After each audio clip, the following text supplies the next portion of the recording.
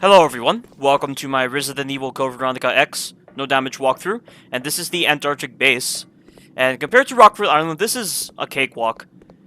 I mean, there are some challenging parts to the Antarctic base, but I wouldn't really consider them challenging, I would just consider them to be rather annoying. And this room here is one of the most annoying parts of the Antarctic base, because we're dealing with a new enemy type, which is the giant moth, and the moths are not a damaging enemy, but they are a nuisance. They infinitely respawn in that room, they are always in groups of 3, and they have the ability to emit poison upon killing them, and they also emit poison while they're flying around.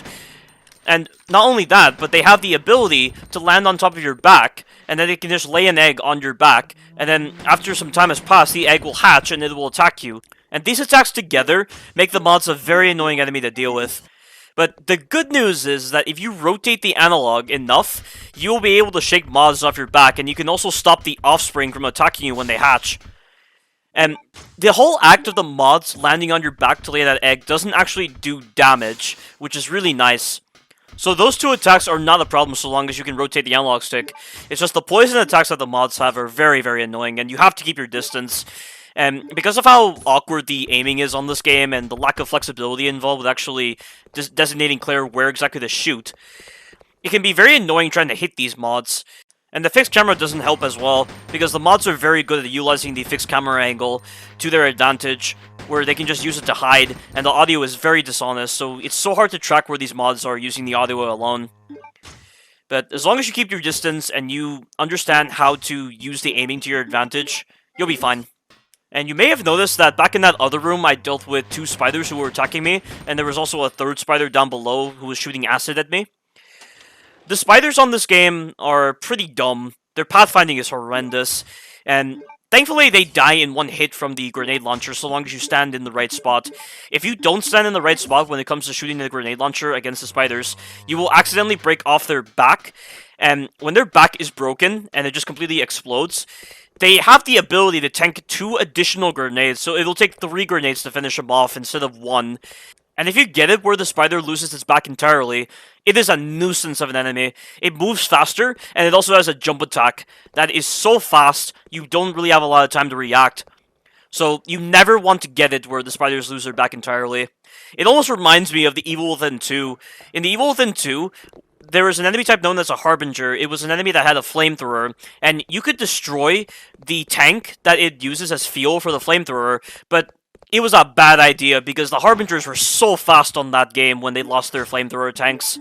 And they turned into one of the most broken enemies in that game, and it's so different with this game. The spiders on this game turned into an absolutely broken enemy when they are just able to tank that many grenade hits and then gain such speed boosts that are absolutely ridiculous.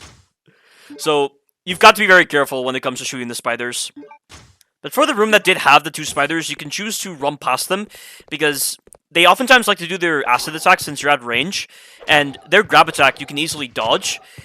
But I think a safer strategy would just be to stand near the gas mask and then wait for one of the spiders to come towards you, bait out his acid attack, and then just get to his side and shoot him with the grenade launcher, and then repeat it for the 2nd spider. It's just the only problem with that strategy is that the spider's pathing, as I've already mentioned, is absolutely horrendous, so it takes them ages to get to you. But like I said, it's a safe method, and you won't have to deal with that 3rd spider. I don't quite understand how that 3rd spider moves, but he has never hit me. But just because he has never hit me doesn't mean he won't hit you, so I recommend not taking a chance if you're trying to not take any damage. But right there, I've sent the Magnum to its intended destination for Chris, and I'm going to put the barcode sticker on this box over here so that we can gain access to the gas mask. And you'll notice that I obtained the assault rifle from that 1 room, and I'm only going to use the assault rifle for this whole entire area, because the other weapons I'm just going to place inside of the item box. Chris desperately needs those weapons when it comes to a no damage walkthrough. He cannot no damage this game without those weapons. It's physically impossible. Like, he has to deal with so many bosses, he has to deal with so many different enemy types. It's very, very dangerous playing as Chris, and these weapons help mitigate that difficulty. But I'm heading back into the room with the mods, and what I normally do when it comes to dealing with the mods is the moment I enter the room, I immediately aim. I'm holding down the R1 button during the loading screen, and then the moment Claire locks onto an enemy, I press X. And I know that the mods are always going to be in the exact same positions depending on which door I enter from. So I can use that consistent nature to the spawns to my advantage, so I can get rid of these spawns before they have a chance to hit me. And right here, I'm going to place all of the weapons and the ammo for those weapons inside of this item box over here. And those shotgun shells, you don't get the shotgun as Claire, but you get the shotgun as Chris. I don't know why the game introduces the shotgun so late into the game, because that's not the Resident Evil thing. Normally they introduce a shotgun very early on. But I guess with this game, they just wanted to take a different approach to that. And over here, we're about to gain access to the machine room key. And below us, in the next room, is the boss that we're about to fight. And you have to make sure you store your weapons before you fight the boss. The moment you start the boss fight, you will not be able to gain access to the item box unless you restart entirely. And this is actually something I should probably talk about. There are certain parts of Resident Evil Code Veronica where the game gives you a passive checkpoint without having to save at a typewriter. And what I mean by a passive checkpoint is that while it does save your progress if you decide to retry from the death screen, if you decide to leave the game entirely, you will not be able to retry from that autosave. So for instance, with the boss fight coming up at the end of this whole entire area, I get an autosave, so I can easily retry that whole entire area if I die, but if I decide to leave the game entirely, I will not be able to start the game from that spot. I will have to start the game from the last manual save that I made. And this doesn't bug me too much.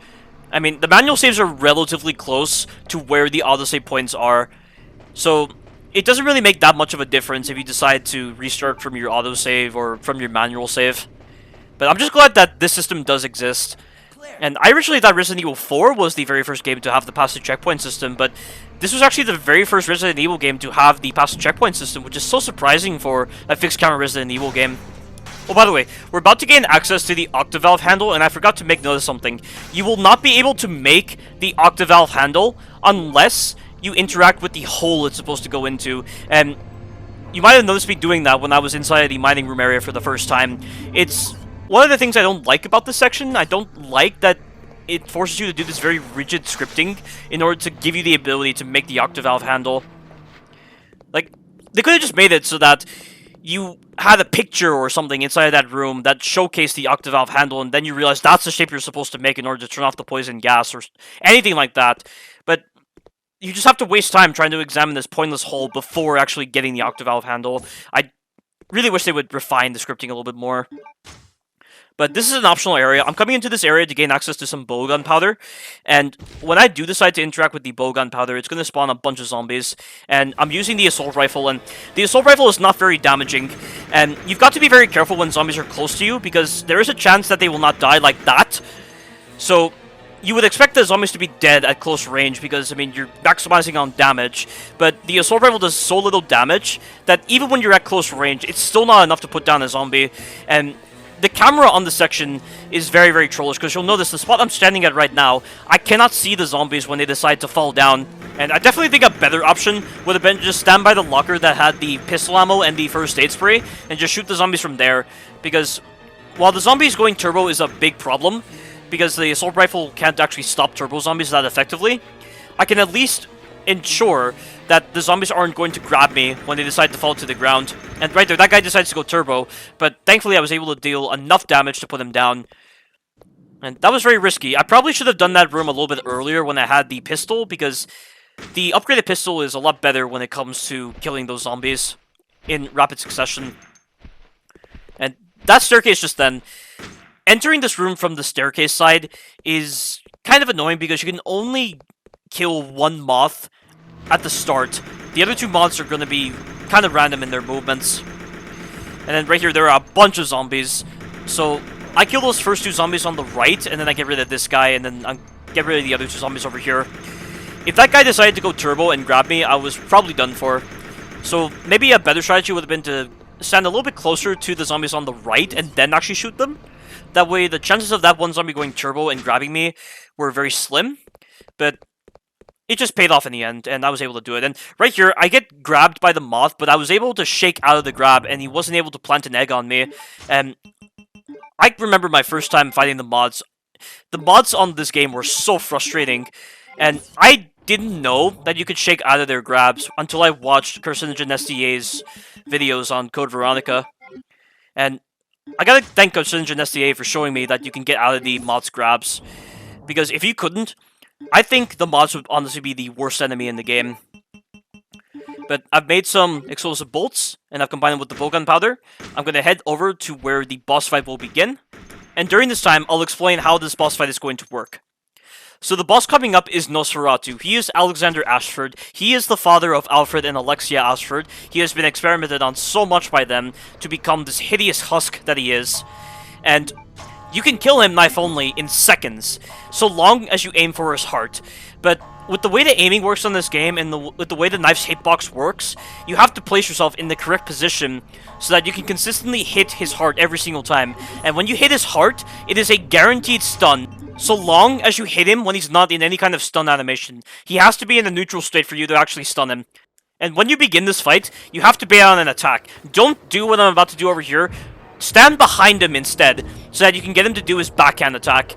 If you stand in front of him, he'll do that attack, but it's very hard to punish him afterwards. Whereas with the back attack, you can easily get in front of him and punish him. And you'll notice, when I'm trying to recenter myself, I always place myself in front of his right leg. When you place yourself in front of his right leg, you will always be able to hit him, and you have to aim upwards so that you can hit his heart. And this is all this fight is.